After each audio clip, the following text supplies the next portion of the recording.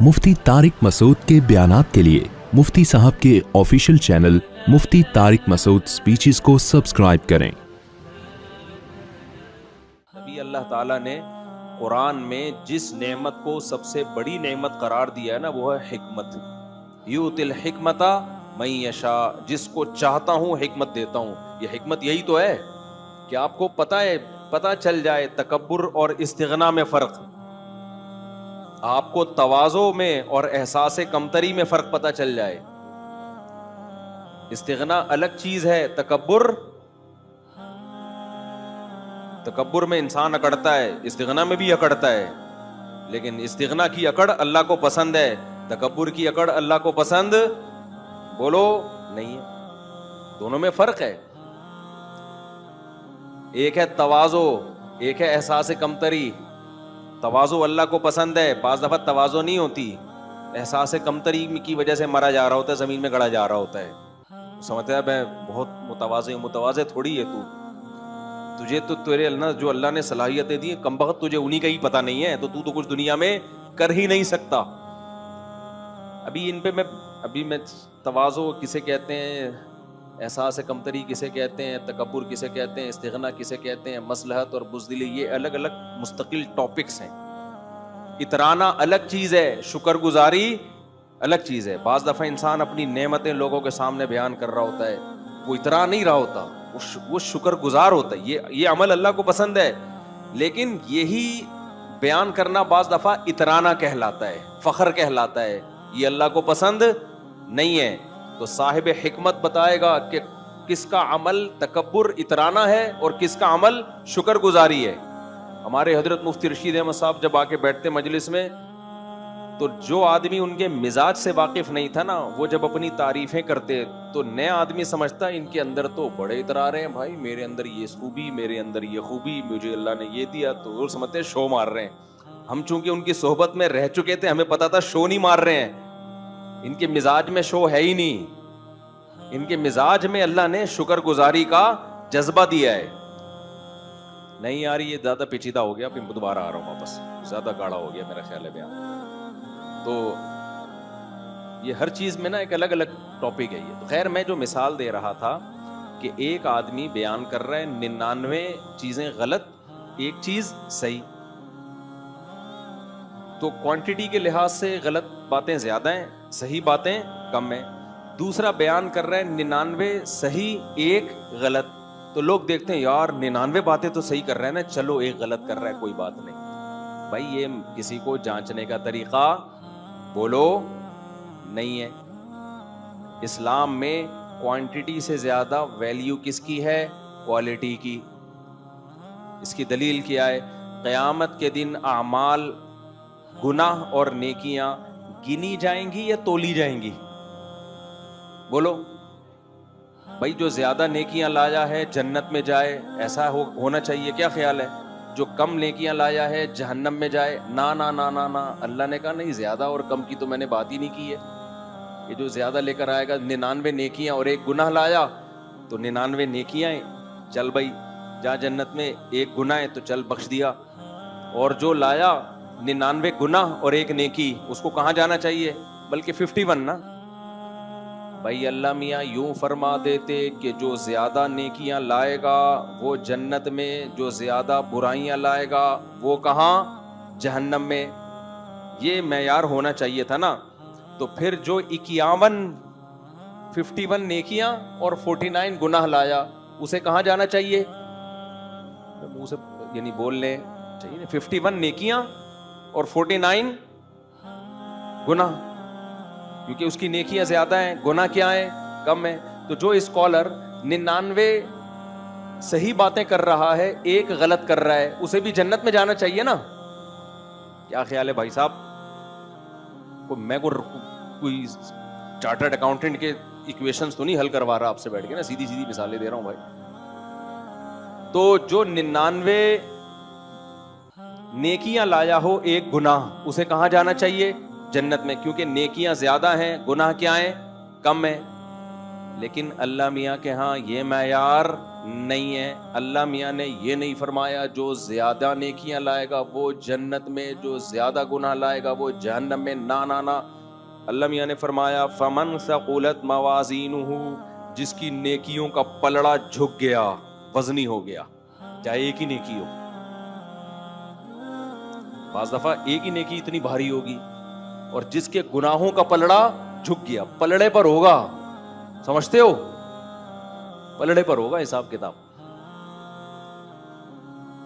اب اس میں مبہم رکھ دیا بھائی ایک گناہ ہو سکتا ہے وزنی بہت ہو سکتا ہے, وہی ساری نیکیوں کو کھا کے ختم. اور ایک نیکی ہو سکتا ہے ایسی خاندانی وزن ویٹ اتنا ہو کہ سارے زندگی کے گناہوں کو اژدہے کی طرح کھا کے ختم. تو اس سے پتا چلتا ہے بھائی جو اسکالر 99 غلط باتیں کر رہے ہیں ایک صحیح کر رہے ہیں,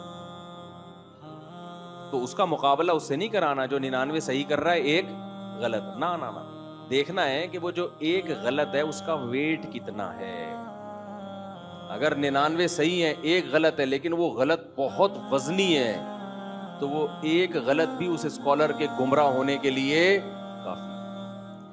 اب میں مثال سے سمجھاتا ہوں. مثال کے طور پر آپ نے یوٹیوب پہ کسی اسکالر کو دیکھا کہہ رہے ماں باپ کے سامنے اف نہ کرو, آپ نے کہا یار یہ اسکالر یہ بات کیا کرتا ہے, بالکل ٹھیک, زبردست بات کی. بیوی سے محبت کرو, غلط ہے صحیح ہے, یار یہ ہمیشہ میاں بیوی کے حقوق پر اچھی بات کرتا ہے. عورت کو کہتا ہے کہ شوہر کی اطاعت کرو, شوہر کو کہتا ہے بیوی سے محبت کرو, زبردست خاندانی ہو گیا. حج کیا کرو, عمرہ کیا کرو, نماز پڑھا کرو, زکات, یار ساری باتیں تو صحیح ہیں, مولوی پتہ نہیں اس کے پیچھے کیوں پڑ گئے ہیں. ایک بات وہ صرف غلط کرتا ہے, وہ یہ کہ اللہ کے سوا کسی اور کو بھی پکارا کرو. بھائی یا اللہ مدد کے ساتھ یا رسول اللہ مدد ہی چلتا ہے. بھائی اگر تم نے اللہ میاں کے یعنی بیت اللہ کو سجدہ کر لیا ٹھیک ہے, کبھی قبر کو بھی کر لیا تو اتنا برا نہیں ہے جتنا یہ وہابڑوں نے پھیلایا ہوا ہے. اتنا بھی برا نہیں ہے. وہابیوں کی سپرلیٹو ڈگری ہے وہابڑے, کیونکہ میں تو کمنٹس میں دیکھ رہا ہوتا ہوں نا, ہمیں جہاں بہت سے لوگ اپریشیٹ کر رہے ہوتے ہیں, بہت سے پتہ نہیں کیا کیا بھی کر رہے ہوتے ہیں. تو یہ وہابڑوں کو کیا پتا. تو اگر کسی نے کر لیا تو کیا ہو گیا اس میں. تو بھائی یہ بات تو ایک غلط کی ہے, لیکن یہ اتنی غلط ہے, اتنی وزنی ہے کہ یہ کسی کے گمراہ ہونے کے لیے بولو کافی ہے. یہ اتنا کافی ہے کہ اس کو سننا چھوڑ دو ورنہ بیڑا غرق ہو جائے گا تمہارا. کیونکہ یہ مسئلہ تو اللہ نے قرآن و سنت میں اتنی وضاحت سے بیان کر دیا ہے کہ اگر کوئی یہ بات کرتا ہے اس کا مطلب الحمد سے لے کے والناس تک قرآن کا ایک حرف بھی اس کی سمجھ میں نہیں آیا, تو تمہیں نکاح طلاق کے مسائل کہاں سے بتائے گا. ہو سکتا ہے چوری کر کر کے دوسروں کی کتابیں دیکھ کے بتا رہا ہو, جس کی اتنی تحقیق نہیں ہے کہ ایاک نعبد و ایاک نستعین, اے اللہ ہم تیری ہی عبادت کرتے ہیں, تجھی سے مدد طلب. اس کو اس کا مطلب نہیں آتا تو کیا کرنا کیا ہے پھر اس کا. ہم نے نہیں آئی بات تو پھر تو یہ باتیں تو بھی سبھی کر لیتے ہیں. یہ کون سا تیر مار لیا اس نے. اتنے بڑے مسئلے میں جس نے تحقیق میں غلطی کر لی تو نکاح طلاق کے مسائل میں کہاں سے صحیح بات کرے گا. اگر وہ کر رہا ہے تو علماء کی کتابوں سے چوری کر کے کر رہا ہے, اپنی تحقیق نہیں ہے. محقق ہوتا تو توحید کے مسئلے میں اتنی بڑی ڈنڈی نہ مارتا. نہیں آ رہی میرا خیال ہے بات سمجھ میں. ہم غامدی صاحب کے کیوں خلاف ہیں. غامدی صاحب بھی بہت ساری باتیں ٹھیک بھی کرتے ہیں, لیکن جو غلط کرتے ہیں نا وہ اتنی غلط ہوتی ہیں کہ ہماری درجہ اولا کے بچے کو پتا ہے کہ غلط ترجمہ ہو رہی ہے. سمجھ رہے ہو کہ نہیں سمجھ رہے. یہ محترم ڈنڈی مار رہے ہیں ترجمے میں. حضرت عیسیٰ کی حیات کا انکار کہ حضرت عیسیٰ آسمانوں پہ زندہ ہیں, یہ غلطی ایک ہے, اس کا وزن بہت زیادہ ہے. کیونکہ آپ سارے صحابہ کو, تابعین, تبع تابعین, چاروں ائمہ, محدثین, فقہا سب کو سمجھ رہے. ان کو قرآن و سنت کا پتہ تھا ہی نہیں, اب ہمیں پتہ چلا ہے قرآن و سنت کیا ہے. یہ غلطی ایک ہے, لیکن یہ آپ کی علمی حیثیت کو 2 ٹکے کی اس نے نہیں چھوڑا. آپ کو یہ بتا دیا کہ آپ کی تحقیق 2 ٹکے کی بھی نہیں ہے, کچھ بھی نہیں آتا آپ کو.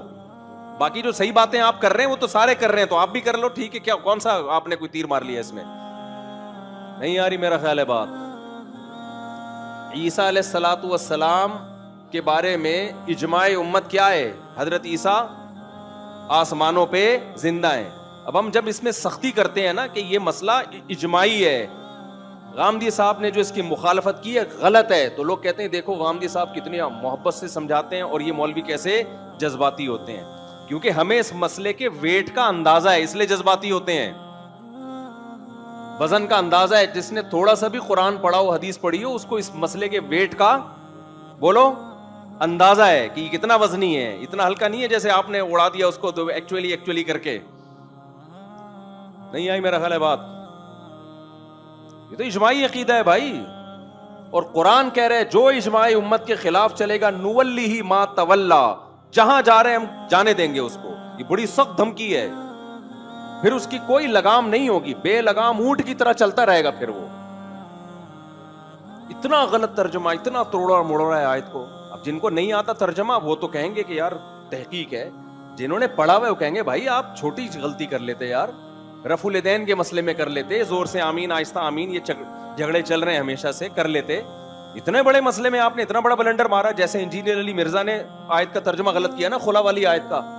پوری امت کا اجماع ایک طرف ہے اور آپ نے کہہ دیا عورت کو بھی عدالت سے ڈیورس کا حق ہے جس طرح مرد کو طلاق دینے کا حق ہے. تو یہ چھوٹا مسئلہ نہیں ہے جو انجینئر سے جو غلطی ہوئی ہے نا, یہ ویٹ کیا ہے, یہ بہت وزنی ویٹ ہے. آپ نے جو غلطی کی ہے وہ کام کیا جو یہود و نصارہ میں بھی نہیں تھا.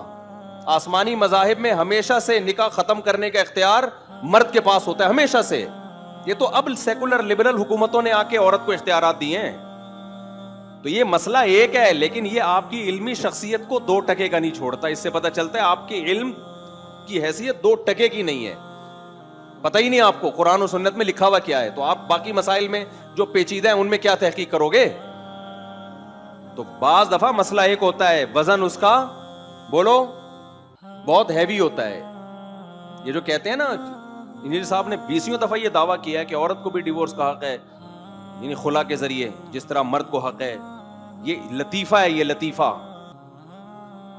اتنا بڑا بلنڈر یار, پورا خاندانی نظام کی ایسی کی تیسی, اور آپ کو نہ بخاری کا پتا, نہ مسلم کا پتا, نہ اجماع امت کا پتا. تحقیق تو کر لیتے. تو اتنے بڑے بڑے بلنڈر ہوتے ہیں جس سے پتا چلتا ہے بھائی آپ جن مسئلوں پہ تحقیق پیش کر رہے ہو نا, وہ تحقیق بھی کیا ہو جاتی ہے, مشکوک, کہ وہی ہوگی پھر جو یہاں کیا ہے.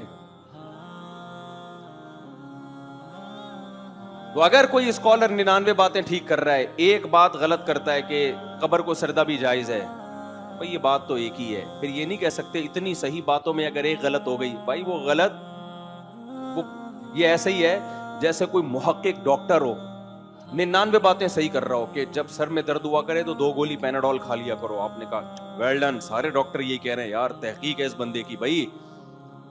بھائی اگر زکام ہوا کرے تو جو شاندہ پی لیا کرو. واہ واہ واہ یار, زبردست ریسرچ ہے.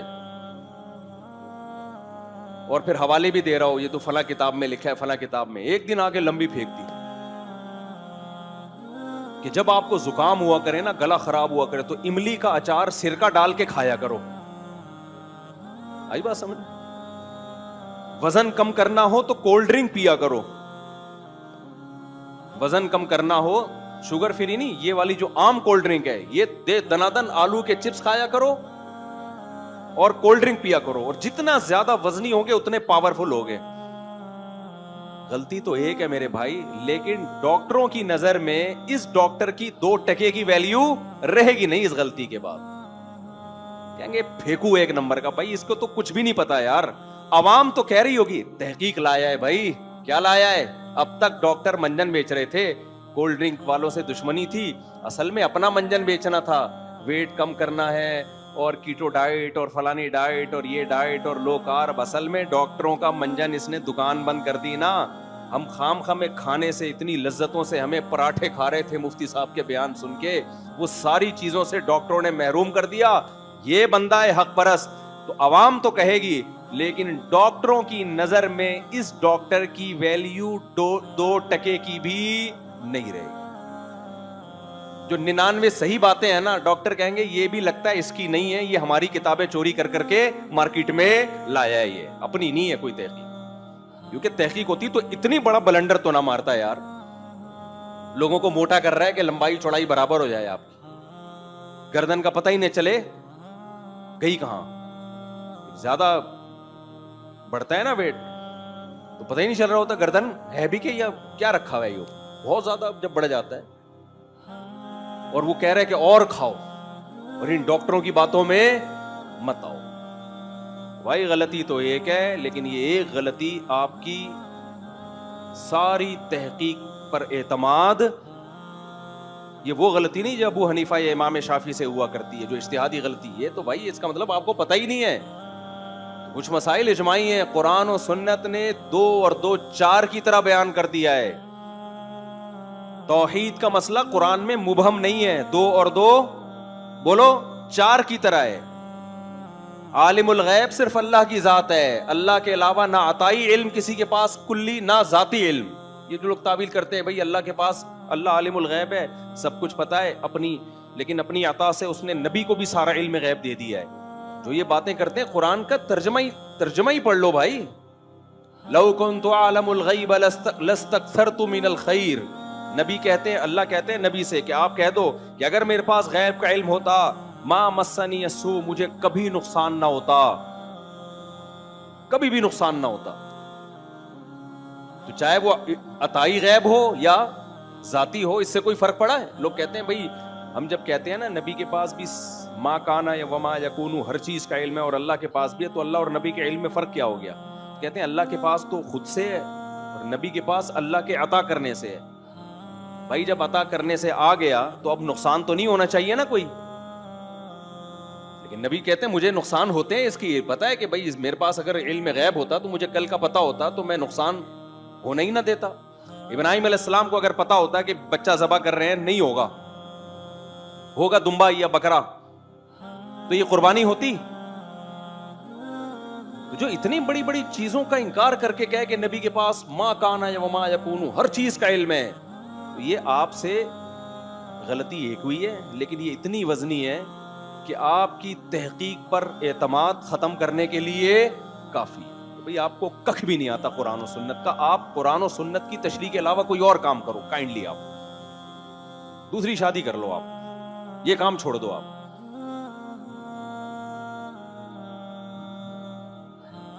اسی پہلی بات, قرآن نے توحید کا مسئلہ 2 اور 2 4 کی طرح بیان کیا, اس میں کوئی کنفیوژن نہیں ہے. دوسری بات, عالم الغیب قرآن جگہ جگہ کہتا ہے صرف علم غیب کس کے, کلی علم غیب کس کے پاس ہے؟ اللہ کے پاس. ایک دفعہ ایک صاحب آئے, مجھے کہنے لگے, میری عمر 17 سال تھی اس وقت, مجھے کہنے لگے کہ قرآن تو کہہ رہا ہے وما هو علی الغیب بضنین, نبی کو ہم نے جو غیب کا علم دیا ہے نبی اس میں بخیل نہیں ہے, نبی اس میں بخیل نہیں ہے. اس کا مطلب نبی کو غیب کا علم دیا ہے. میں نے کہا غیب کا علم دیا ہے, کلی کی بات ہو رہی ہے, سب کچھ دے دیا. کہنے اس میں کہاں لکھا ہے کہ آدھا دیا ہے, اس میں تو ہے غیب کا علم کا مطلب پورا علم. میں نے کہا اس کا مطلب, تو میں چھوٹا تھا لیکن 17-18 سال میری عمر تھی. میں نے کہا حضرت اتنی سینس تو آپ میں بھی ہونی چاہیے کہ اگر اس آیت کا یہ مطلب ہے کہ نبی کے پاس غیب کا جو علم ہے اور قرآن کہہ رہے نبی اس میں بخیل نہیں ہے اور اس سے سارا علم غیب مراد ہے, تو بخیل نہ ہونے کا مطلب پھر سارا علم غیب آپ نے امت کو بھی دیا ہے. پھر نہ دیا ہوتا تو یہ تو بخل معاذ اللہ لازم آئے گا نا. نہیں آئی میرا خیال ہے بات بھائی. اگر اس سے کلی علم غیب مراد ہے کہ ما کانا وما یکون, جو ہوا, جو ہو رہا ہے, جو ہوگا, سارا علم اللہ نے نبی کو دے دیا, اور اللہ یہ بھی کہہ رہے ہیں کہ نبی اس پہ بخیل نہیں ہے. بخیل نہ ہونے کا مطلب اسٹور کر کے نہیں رکھا ہوا ہے, تو مطلب پھر سارا امت کو بھی دیا نا آپ نے, اس کا مطلب ساری امت عالم الغیب ہے. پھر تو وہاں پھر یو ٹرن لیتے ہیں کہ ایکچولی یوں ہے, ایکچولی بھائی کیا سیدھا سیدھا. بھائی جتنا علم دیا اس پہ بخیل نہیں ہے, جتنا نہیں دیا وہ نہیں بتایا, جو دیا وہ امت میں شیئر کیا آپ صلی اللہ علیہ وسلم نے. سمجھتے ہو کہ نہیں سمجھتے ہو؟ اب کوئی اسکالر تحقیق لاتا ہے کہ نبی صلی اللہ علیہ وسلم انسان نہیں ہے, بشر نہیں ہے, آپ کو یار 99 باتیں تو ٹھیک کر رہا ہے نا, یہ ایک بات میں اس نے کہہ دیا بشر نہیں ہے, نور ہیں یا کوئی فرشتے ہیں. ارے بھائی جان, یہ ایک بات غلط کر کے اس کی یہ اپنی ویلیو اب اس نے 2% کی نہیں چھوڑی. کیوں؟ قرآن ایک جگہ نہیں, جگہ جگہ کہہ رہا ہے انما انا بشر مثلکم, ان سے کہہ دو میں تمہاری طرح کا انسان ہوں. اعمال میں, اللہ سے تعلق میں, نبی میں اور ہم میں زمین آسمان کا فرق ہے. بشریت, انسان جسے کہتے ہیں, آپ کے والد بھی انسان تھے, آپ کی والدہ بھی انسان تھی, اور آپ کی اولاد بھی انسان ہے جن کو سادات کہا جاتا ہے, سید کہا جاتا ہے.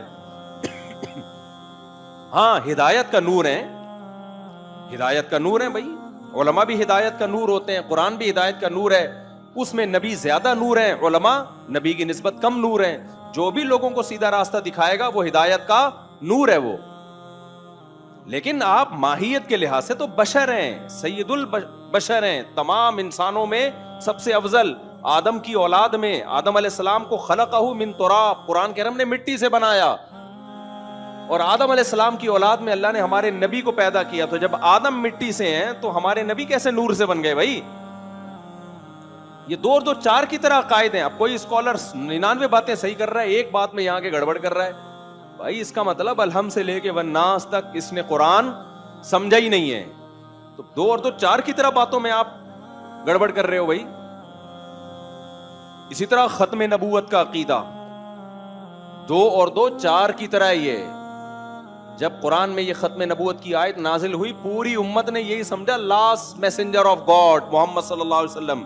لو کان بعدی نبی لکان عمر, میرے بعد نبی ہوتا عمر ہوتے. حضرت علی سے آپ نے فرمایا کہ میری تم سے نسبت وہ ہے جو موسیٰ کو ہارون سے تھی, لیکن میرے بعد کوئی نبی نہیں ہے. کیا مطلب؟ اگر نبی ہوتے تو اللہ ایسا نبی بناتے جیسے موسیٰ کے ساتھ ہارون کو بنایا. نبوت ختم, ہر طرح کی نبوت ختم.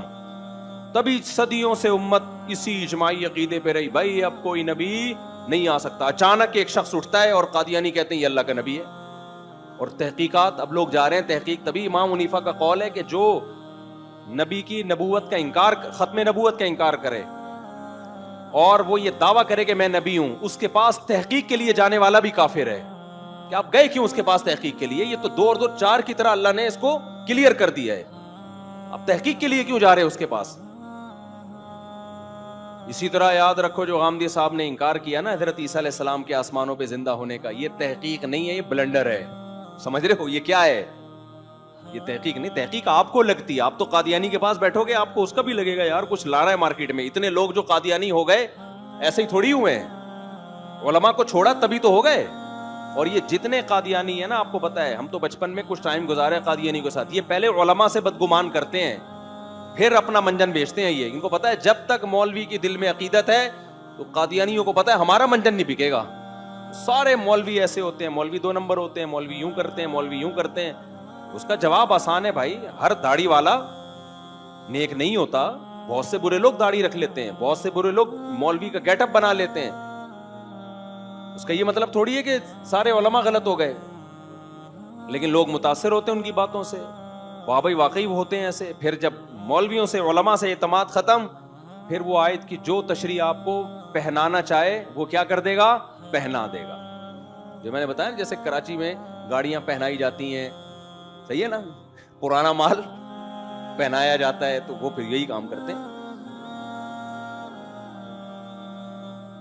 غامدی صاحب نے انکار کیا, ان کے داماد نے انکار کیا, یا انہوں نے عورت پہ عدت نہیں ہے جو 3 مینسز ہیں نا, اور کہا کہ ایکچولی کر کے بیڑا غرق کر دیا. کیوں نہیں ہے عدت بھائی؟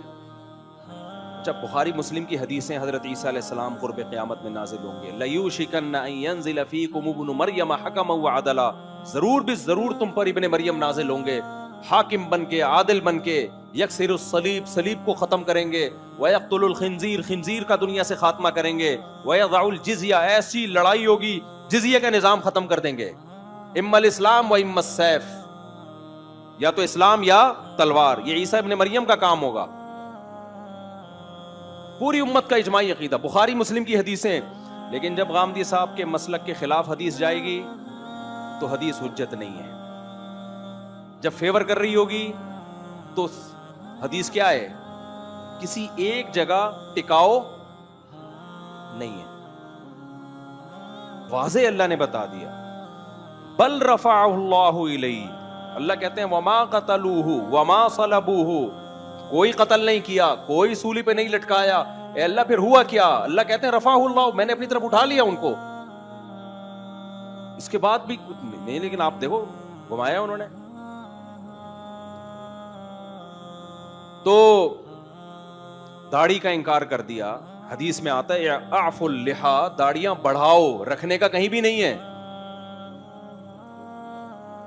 تورات تک میں لکھا ہوا ہے داڑھی بڑھانے کا، آج بھی یہودی وہاں سے نہیں ہٹا سکے. امریکہ میں ہم نے یہودی دیکھے اتنی بڑی بڑی داڑھیوں والے. یہودی جو کام نہیں کر سکا، ہمارے اسکالر نے وہ کام.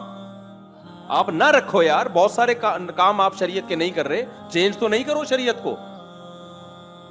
کہہ دیا بڑے آرام سے جی اس دور کا کلچر تھا، داڑھی تو سب رکھتے تھے.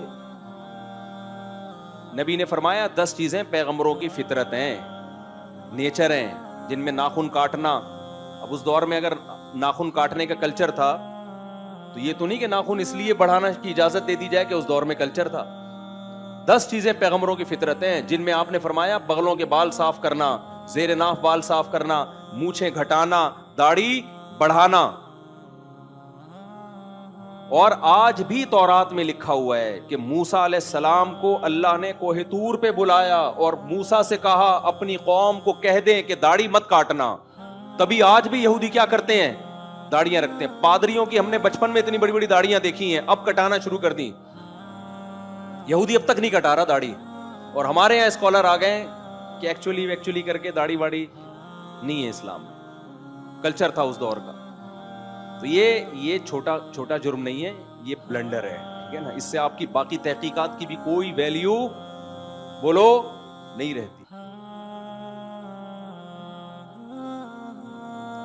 عدت کا انکار کر دیا ان کے داماد نے، یا انہوں نے خود، ابھی مجھے یاد نہیں، 2 سال پہلے، کہ جی وہ 3 مینسز قرآن نے بیان کیا نا. 3 مینسز، عورت کو جب طلاق ہوتی ہے تو جب تک 3 مینسز کمپلیٹلی گزر نہیں جاتے وہ کہیں اور شادی بولو نہیں کر سکتی.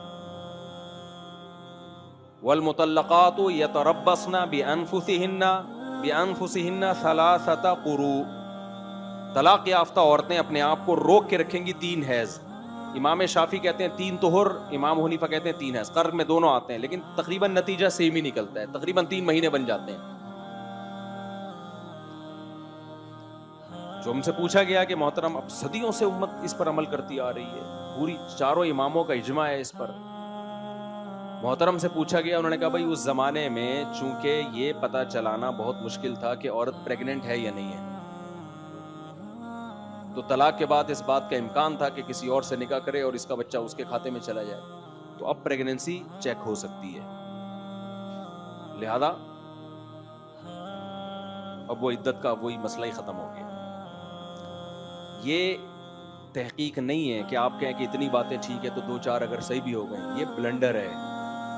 اگر اس کا مقصد صرف اور صرف نسب کی حفاظت ہوتا تو 1 حیض بھی اس کے لیے کافی تھا. تبھی باندی اگر کوئی شخص کسی دوسرے کو بیچ ڈالے تو دوسرے شخص کے لیے اس باندی سے جمع جائز نہیں ہے جب تک 1 حیض نہ گزر جائے. یہ نسب کی حفاظت کے لیے، تاکہ حیض گزرے گا پتہ چل جائے گا کہ بھئی اس کے پیٹ میں بچہ نہیں ہے. عورت جب پریگننٹ ہوتی ہے تو مینسز نہیں آتے، اس کے لیے تو اتنا بھی کافی تھا. اس کے باوجود شریعت نے کیا کیا ہے؟ 3 حیض. اور جب عورت کا شوہر مر جائے تو 4 مہینے 10 دن.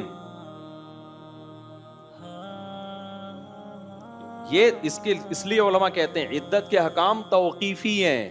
توقیفی کا مطلب ما وراء العقل، جیسے شریعت نے کہہ دیا ویسے عمل کرنا. اس کی لاجک علماء نے پیش کی ہے کہ شاید یہ لاجک امکان کے درجے میں ہے، لیکن اصل یہ کہ جیسے کہا ہے ویسے کرنا پڑے گا آپ کو، ورنہ کوئی بنتا نہیں ہے. اب دیکھو شوہر مر جائے، اگر پریگننسی ہے اسی وقت بچہ ہو جائے، شریعت کہتی ہے عدت ختم. نہ ہو تو 4 مہینے 10 دن. حالانکہ وہاں بھی مینسز پر رکھ دینا چاہیے تھا، بھائی 3 مینسز آئیں گے پتہ چل جائے گا. کہا کہ نہیں 4 مہینے 10 دن. اس میں کیا حکمت ہے اللہ ہی جانے. بہت ساری حکمتیں ہیں جو علماء نے بیان کی ہیں، لیکن ان حکمتوں پر حکم کا مدار نہیں ہے، مدار شرعی نصوص پر ہے. اور غامدی صاحب نے کیا بلنڈر کیا بہت بڑا، کہ کل جو ہے آپ کا پیپر ہے، رمضان کا روزہ ہے، آج آپ نے تیاری نہیں کی جا رہی روزہ رکھ کے تو آپ روزہ چھوڑ سکتے ہیں. یہ اجتہادی یا اختلاف نہیں کیا، یہ بلنڈر مارا ہے. یہ رمضان کے روزے کا انکار ہے جو اسلام کا رکن ہے.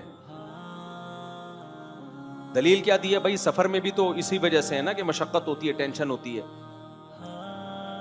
تو ٹھیک ہے بھائی، اگر ٹینشن ہو رہی ہے قوم کے مستقبل کے لیے.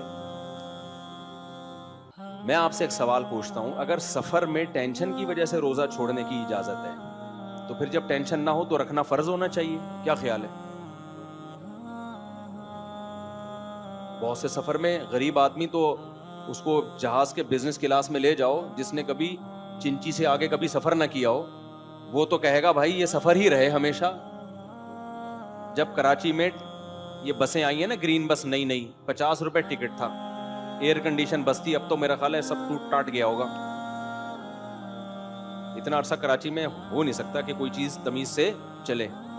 اللہ کرے چل رہی ہے، اے سی بھی لگا ہوا ہے اس میں، سب سیٹ.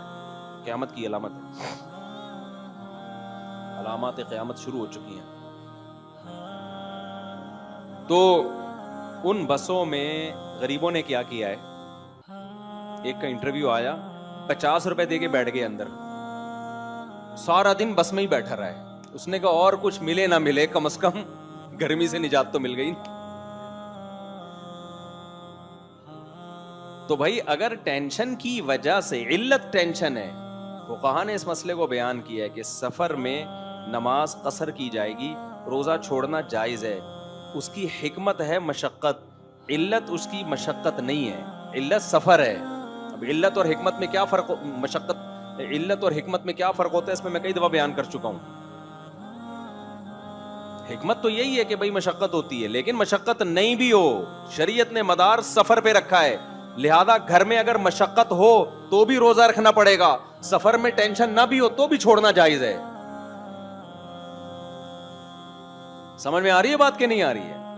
اب گھر میں آپ جتنی بڑی ٹائم، بیوی سے پھٹا ہو گیا، روزہ نہیں رکھا جا رہا آپ سے، سحری نکل گئی، اس سے بڑی کیا ٹینشن ہوگی؟ کراچی کے گرمیوں کے روزوں میں آپ میں سحری میں آنکھ نہ کھلی، یہ کم ٹینشن ہے؟